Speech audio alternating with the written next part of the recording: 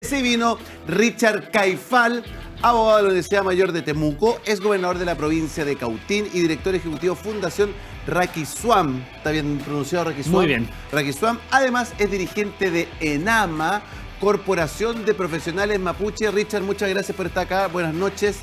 Chaltumay, Marimari con Pupiñí, con Pulamuen, un saludo a todos los hermanos, gracias, hermanas, muchas gracias. Muy especialmente en el Día de los Pueblos Originarios. Lo quiero escuchar a usted. Plurinacionalidad, hacia dónde vamos caminando. ¿Tiene razón la ciudadanía estar a contrapelo con estos privilegios aparentemente que van a tener estos pueblos originarios? Mira, quiero comenzar con una reflexión. ¿Mm? Chile es un gran barco, donde todos navegamos en ese gran barco. Y a la fecha, los pueblos originarios estábamos relegados a las calderas, invisibles al resto de la sociedad. La convención, el octubre, digamos, el octubrismo que dicen algunos, da lo mismo, pero nos hizo visibles. Y hoy día estamos en el camarote del capitán. Capitaneando, en la cubierta. Pero ojo, si maniobramos mal, si tomamos decisiones incorrectas, este barco se va a hundir. Y no se van a hundir los mapuches o los no indígenas, nos vamos a hundir todos. Y precisamente hay conceptos en este borrador que no convocan a la unidad, no convocan a un sentido país, que precisamente estaba reflejado en el Acuerdo por la Paz y la nueva Constitución. ¿Cuál es ese propósito? La paz y la justicia social. La paz. Es tan importante condenar la violencia. Entonces nosotros queremos hablar de este sentido de unidad, de este barco, de este gran barco llamado Chile. Por querer a veces establecer criterios o normas que vayan más allá de lo pretendido, podemos hundir este barco, podemos colisionar con ese gran iceberg de la ideología. Y eso es lo que nosotros no queremos. ¿Dónde ve usted estos errores, cierto? Estos temas con los que hay que tener cuidado. Autonomía, por ejemplo. Yo no sé si ustedes han leído la definición que está en este borrador de autonomía. Dice que las autonomías son entidades territoriales donde los pueblos indígenas desarrollan sus autonomías. Una cosa tautológica redundante, una falta de definición y claridad absoluta. ¿Qué es lo que dice precisamente la Declaración de Naciones Unidas? Que los propios convencionales dijeron que era la fuente de inspiración. Si nosotros establecemos criterios que son distintos, esto lleva al separatismo, a la falta de unidad. La Declaración de Naciones Unidas es prístina y clara. Los derechos para los pueblos indígenas involucran la autonomía y el autogobierno. Y aquí va la frase, pero en cuestiones relacionadas con sus asuntos internos y locales. Y lo que está en el borrador, no. Tenemos el artículo 6 que tú estás mencionando. Esto está en el artículo 4 de la Declaración de Naciones Unidas sobre los pueblos indígenas. Este es el borrador, ¿no? Claro, los pueblos y naciones indígenas preexistentes y sus miembros en virtud de su libre determinación tienen derecho al pleno ejercicio de sus derechos colectivos este artículo no es el otro artículo que en especial refiere... tienen derecho a autonomía y autogobierno, ¿sí? Al reconocimiento de sus instituciones, jurisdicciones... La definición está en otro artículo, habla de la definición de autonomía. Entonces, ¿qué es lo que es la autonomía? Bueno, la autonomía son entidades territoriales. Y uno se pregunta, ¿y qué son las entidades territoriales? Bueno, son personas jurídicas de derecho público, con patrimonio propio. Ya, pero ¿qué son? Eso quedó entregado al legislador. Las competencias, las atribuciones, todo quedó entregado al legislador. ¿Y quién es el legislador? Son los parlamentarios del día de mañana. O sea, establecemos figuras abiertas con múltiples interpretaciones. Cualquiera que vaya pasando por la calle interpreta Richard, lo que quiere. Y obviamente, quiero terminar. Esto no lleva a la unidad ni al propósito que tenía el Acuerdo por la Paz y la nueva Constitución. ¿Queremos derechos indígenas? Sí, sí los queremos. Es necesario, porque estábamos invisibles.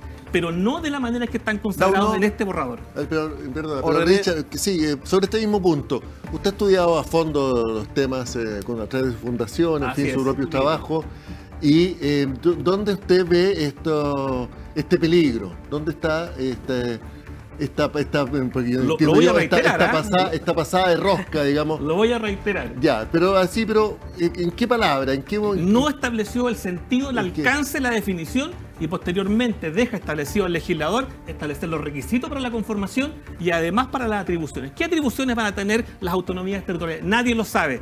Bueno, pero hay que legislarlo. Fijemos los principios. La Constitución no es un documento reglamentario, la Constitución fija principios. Y vuelvo a insistir, las autonomías están referidas a cuestiones relacionadas con asuntos internos y locales. Y que no es lo que queda precisamente en este borrador, que da lugar precisamente para el separatismo y para que los grupos extremos que no están abogando por autonomía, que es muy distinto, tú lo has escuchado, sí, están por el sabotaje, el uso de las armas y el independentismo, que es muy contrario a la Carta de Naciones Unidas y muy contrario a lo que dice esta borrador. En el fondo, cuando tú dejas que los chilenos ya no seamos todos iguales ante la ley, sino que hay un grupo privilegiado al que sus derechos al agua, sus derechos al Gualmapu y todo eso está por sobre el resto de los chilenos, estás destruyendo el país. Y yo quiero preguntarle a Richard, ¿qué te pasa a ti con esto, Richard? Que si tú estás de acuerdo con esta cantidad de privilegios que al final yo creo que en el resto de los chilenos al final generan anticuerpos. Los pueblos indígenas en general anhelamos reconocimiento, anhelamos participación, pero no de la manera que está en este borrador. Creemos que se ha ido más allá de lo pretendido, pone en riesgo la unidad del Estado, porque hay grupos extremos. La Machi Francisca. ¿Qué te parece la palabra de la Machi? Me parece que no corresponde con el espíritu, y hay grupos que son aún mucho más extremos, que están por el uso de las armas. Hay gente que ha muerto, hace unas semanas atrás teníamos gente que ha muerto, y la indolencia del resto de la sociedad parece que no se condice con las palabras que ella está hoy día presentando, porque hay que tener mucha claridad de lo que ocurre en la región para poder opinar. O sea, obviamente nosotros reivindicamos derechos, nuestros derechos, pero este borrador así como está no lo podemos aprobar.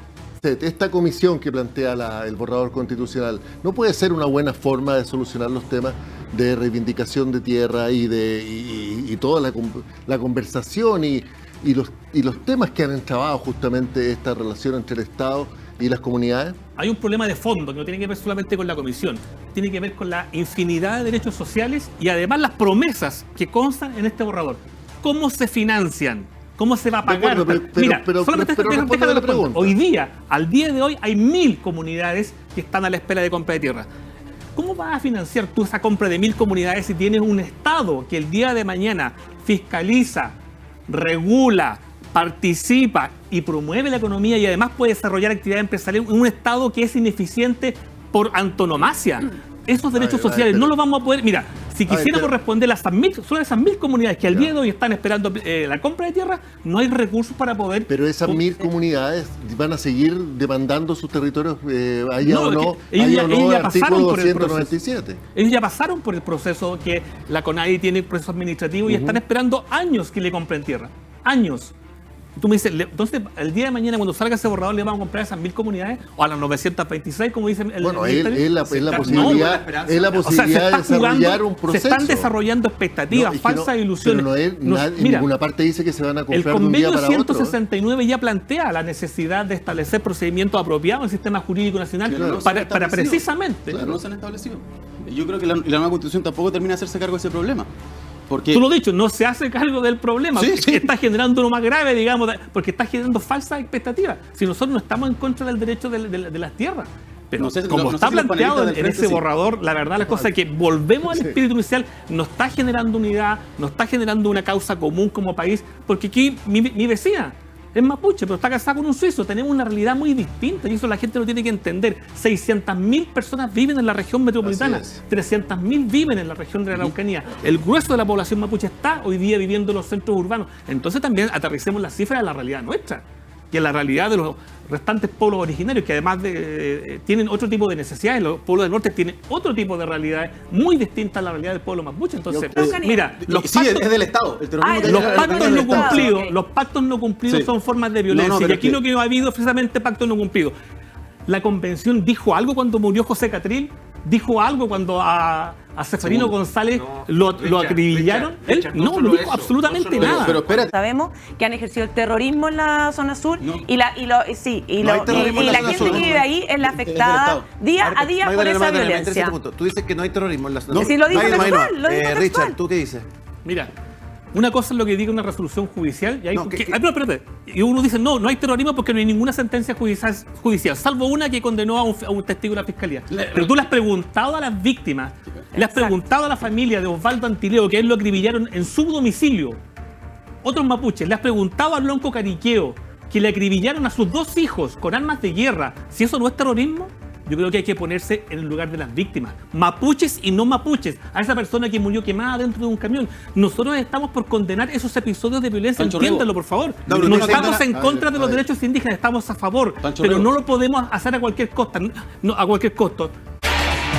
Otra declaración polémica, ¿cierto?, del Salabraña, que el himno nacional genera división. Todo lo contrario. Yo soy mapuche, pero también soy ciudadano de este país, soy chileno, no tengo ningún inconveniente. Yo creo que es más Chile que tiene problema con nosotros. Nosotros nos autorreconocemos, nos autoidentificamos como mapuches, ciudadanos de este país, somos chilenos y no tenemos inconveniente con aquello. Pero las palabras de ella y el espíritu de ella y el espíritu del borrador no llama a la unidad, no llama a buscar caminos de entendimiento. ¿Usted considera que, como dice Pancho, la nueva Constitución, el borrador, lo está convirtiendo a usted en un privilegiado? Mira, hay instituciones que están en este borrador que sí se entienden de esa manera. Escaños reservados. Nosotros abogamos por los escaños reservados. Estuvimos discutiendo la ley en el Parlamento. Pero cuando la norma me dice que además yo tengo representación en la estructura del Estado, los órganos e instituciones, eso se aprecia como un privilegio, porque aquí... ¿Usted lo ve como un privilegio eso? No, la gente con la cual yo he conversado con dirigentes y además lo hemos analizado. Eso se aprecia, se valora como un privilegio. ¿Por qué alguien solamente por la condición de ser indígena tendría que llegar a ser director de un servicio o ingeniero o en tal obra o en tal construcción? Yo creo que esto tiene que tener límite y sentido y alcance, que es lo que dijimos al inicio. ¿Abogamos por los escaños? Sí, por supuesto, pero no de la manera que está en este borrador. En la encuesta CEP, el 61% de las personas encuestadas está de acuerdo con los escaños Yo estoy reservados. De acuerdo con los escaños, no estoy en desacuerdo, estoy completamente de acuerdo. En la estructura, órganos, instituciones del Estado, no, porque eso se entiende y se valora como un privilegio. Exacto. Buenchumilla lo dijo hace unos días, el borrador no es tan malo, dijo. Del convenio 169 de la OIT que habla de Lo vamos a volver consulta. consultivo dependientes, así Claro, es. ¿Hay poder de veto? Exactamente. Pero claro que sí, pues. La consulta indígena es algo que hemos reivindicado por largo tiempo, ¿cierto? Sí. Pero el borrador dice otra cosa. Consentimiento. Dice, deberá o debe otorgar el consentimiento. Y la consulta tenía otro propósito, que era con la finalidad de llegar a un acuerdo o lograr el consentimiento. Jamás decía otorgar el consentimiento. Entonces se transforma en un elemento de veto. Y no solamente colisionan las inversiones o los proyectos, colisiona el propio gobierno porque se vuelve consultivo dependiente para todo. En todas las materias o asuntos que afecten sus derechos, dice el borrador. Materias o asuntos, sí. Todos. ¿Y cómo es todo? Sí, porque Chile se define como un país plurinacional. Todo. Entonces todo se vuelve consultivo dependiente. Es un veto incluido en este borrador. Entonces cuando uno le pregunta, ¿quieres consulta indígena? Por supuesto que la deseamos, pero no de la manera que está en este borrador. Porque... Y cuando yo hablo de consentimiento previo, libre e informado como una potestad de veto, yo tengo que irme necesariamente al artículo número 5, numeral 6 del borrador, donde se establece el catálogo de los derechos de los pueblos indígenas. Entonces, libre determinación, derechos colectivos, individual, autonomía, autogobierno, propia cultura, identidad, como visión, patrimonio, lengua, reconocimiento de tierras, territorio, protección del territorio marítimo, naturaleza en su dimensión material e inmaterial, especial vínculo que mantienen con esto, cooperación e integración, reconocimiento de instituciones, jurisdicción, autoridades propias o tradicionales, y si lo desean a participar plenamente en la vida política, económica, social y cultural del Estado. ¿Cuál no estaría dentro? Están todos dentro. Pero Están todos dentro. Aquí implica un derecho a veto porque Exacto. Utiliza el concepto de otorgar. Otorgar se transforma en una obligación. Entonces, no es solo un tema para los legisladores, es un tema para el propio gobierno y para los propios indígenas que vamos a tener que colisionar con esa muralla de la consulta. Si la consulta era anhelada, pero no en los términos que te planteaba.